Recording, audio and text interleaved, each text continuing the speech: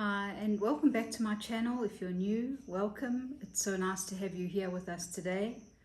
I want to just speak a little bit about what happened with Lazarus, what Jesus said, and how sometimes our human minds can't even begin to comprehend what God is doing. And if you look for the story, it's in John chapter 11, and I'm going to read bits and pieces of it, but it's basically from verse 1 all the way through to, I think, verse 45. And I think the thing that really struck me was that if I had been around at the time, I would have thought, well, okay, as you see here in verse 4, Jesus, after he heard that Lazarus was sick, he said, "The sickness is not to end in death. On the contrary, it is to honor God and to promote his glory, that the Son of God may be glorified through and by it." And so immediately Jesus says, listen, whatever's going on with Lazarus, it's not going to end in death, but it's going to be something that glorifies God. And so I think we all know the story well enough to know that Lazarus actually did die. And I thought to myself, if we were in this day and age and someone had said, well, that person's not going to die, we'd say, well, they died. So either Jesus is lying or Jesus was wrong, because our human minds can't comprehend that there's another option, and I'm not trying to sound sacrilegious, but that's how we would probably think if he was here now or before the miracle happened. We would have thought, well, he's wrong. He must be wrong. Lazarus is literally dead. He's in a tomb. So he's gone. So Jesus may have meant well, but he's wrong. Or, worst case scenario, he lied to us. Now, we know that's not the truth. And I think it's so important to look at that and realize that so many times we're in a situation in life where we think God's either going to do A or B. And if it's not A or B, then it's a failure. And that's what it looked like with Lazarus. He's either going to live or he isn't. No one considered the fact that he could die and come back. And, that's the thing. We all think, well, we know what God's going to do. And in our minds, we think, okay, he could do this or that. And we prepare ourselves for this or that, and he doesn't do either. And then it sort of shakes our whole world. We think, well, now what, Maybe it's a simple situation like we were saying, Lord, I need rent by the 31st of the month, and the rent didn't come. And you're thinking, well, God failed me. No, God didn't fail you.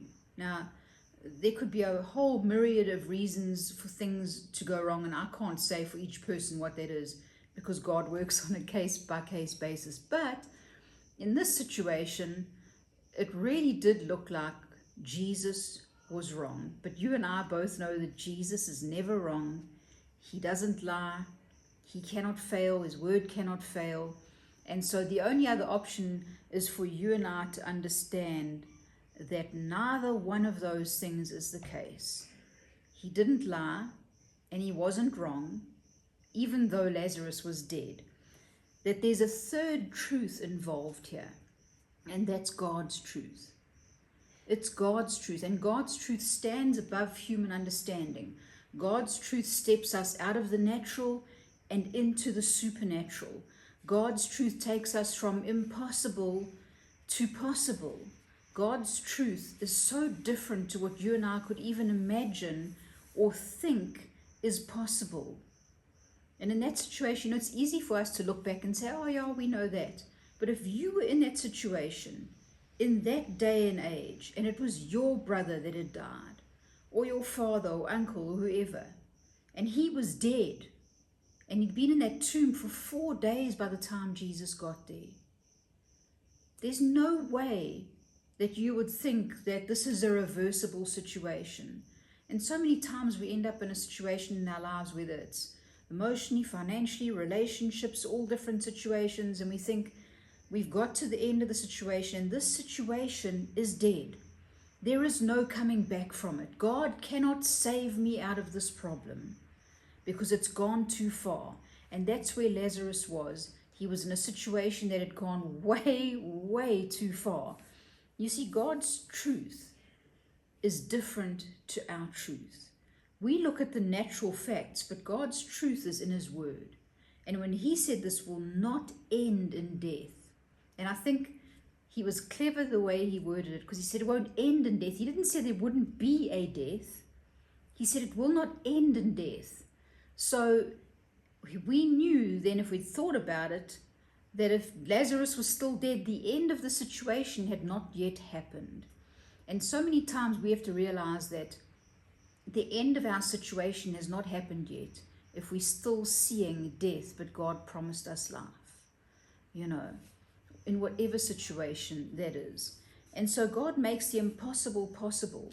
And it's also another reason why you and I have to realize something. You hear this phrase bandied around so often nowadays, that I'm living my truth. And I personally just hate that phrase so much, because people use it as an excuse to live in alternate realities. It's like, I'm living my truth. If I think this is so, then it's so. If if I think that person hates me, then they hate me for whatever reason. If I think I can't get healed, then I can't get healed. If I think it's impossible, then it's impossible. If I think that depression is impossible to overcome, then it is, because that's my truth. The fact of the matter is, and I mean, there's plenty of other better examples, but we cannot live our truth. We've got to live God's truth. And God's truth is in His Word. That living my truth phrase is a very worldly phrase. It's come in over the last few years where people are living their truth. So what they're basically saying is, I'm living my perception of the world. At the end of the day, when you've given your life to God and you've said, Lord, be Lord of my life, I give my life to you, then there is no other truth for you to live by other than God's truth. If you're living by your truth, it's faulty. Because you know what happens? Your truth is flawed. Your truth is messed up by things like rejection. If you have a problem with rejection, you see everything through rejection. But God's truth takes that rejection away and says, this is the truth. This is what my word says. And so living our truth can only hurt us, but living God's truth is what will bring freedom and fulfillment in our lives. And so in this situation, it looked like there were two possibilities, that Jesus either was wrong or He'd lied. But the fact of the matter is, yes, there was a third truth, and that was God's truth in that situation. And the truth was that He had said this won't end in death, and He never lied about it. He arrived there 4 days after Lazarus had been put in a tomb. And without going into a whole lot of historical detail, that was a very important number of days, because as part of the Jewish culture, it was almost considered, and I'm explaining this very badly, but just bear with me. It was almost considered like their spirit hadn't quite left the earth until after 3 days. So they were definitely really dead by the time 4 days came. And so, Jesus came there, and both on separate occasions, Martha and Mary both said to Him, if you had just been here, he would not have died. It's like they were upset with Him. And I know I've been in situations where I'm like, Lord, I'm so upset with you. If you'd just done this, everything would have been okay. Why didn't you do it?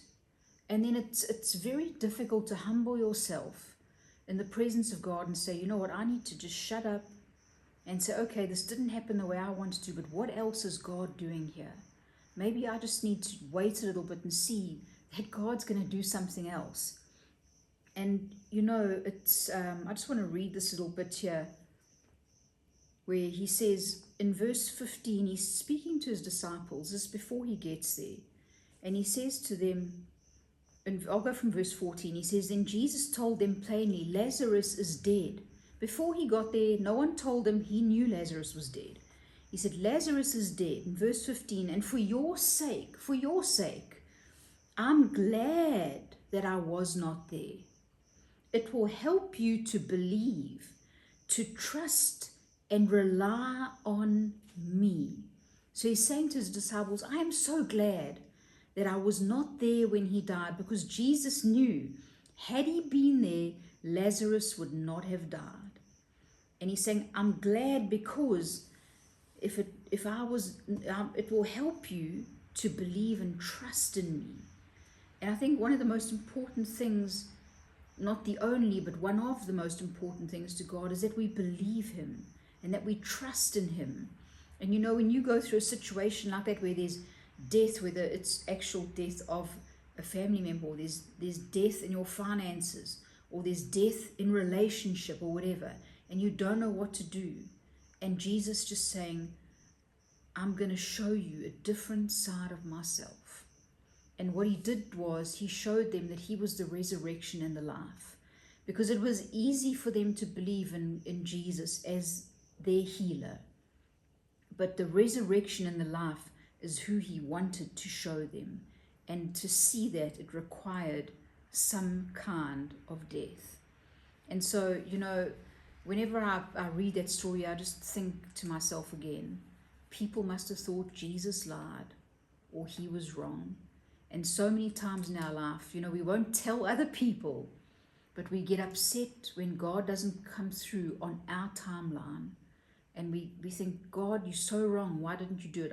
Have we been in a situation like that very recently with our ministry and certain things that happened? And it's very easy to get into that self-pity thing and think, well, God, you let me down. And I've had to realize in my own life that you have to just sit back and say, okay, Lord, what are you going to do here? And believe and trust that God's going to do something new, and that God is going to take that situation and turn it around for the good, just like he did with Lazarus. And even though he'd been in the tomb for 4 days, Jesus went there and he went and said, Lazarus, come out. And he came out. And there was nothing wrong with him. And so I just want to encourage you today, really, that if you're in a situation where you're thinking, well, A and B didn't work, it's all over. You have to understand that there's always a third truth involved, and that's the miracle working truth of God. And sometimes we just have to let God do what God wants to do. Sometimes things do go wrong. It doesn't feel good, but God uses those situations. I'm not saying he orchestrated them, because I don't necessarily believe that. But when things go wrong, God uses those situations to take you to a better place. And in relationship with him, in the position that you're, whatever you're doing, God can always move you forward, even if right now it doesn't look like anything's possible. And if he said it's not going to end in death, then it won't end in death. That's why I always like to say, if it's not good yet, then you haven't reached the end. Because the word says that he works all things together for the good of those who love him. And so if you haven't seen the good yet, then God is not finished. And I want you to really believe that. God is not finished. He's got so much more to do. If you can just hang in there and stick with him, forget about what everyone else is doing, saying, and what everybody's opinions are. Just stick with God and keep staying in his word and just getting into his presence and speaking to him. And you're going to get through that situation. You'll come through it in the end, and you'll realize that God is not a liar, that his word is always true, and it can never, ever fail. So I want to just say thank you so much if you've listened this far today. If you haven't subscribed to the channel, it would be really great if you could. If you are interested in hearing more videos like this, they're not always the same, but it's always Christian based. And if you did like the video, I'd appreciate if you could give it a thumbs up. All of those things really just help the channel to move forward a little bit and to gain a little bit of momentum. So I'd appreciate that. And that's all for this time. I will see you next time.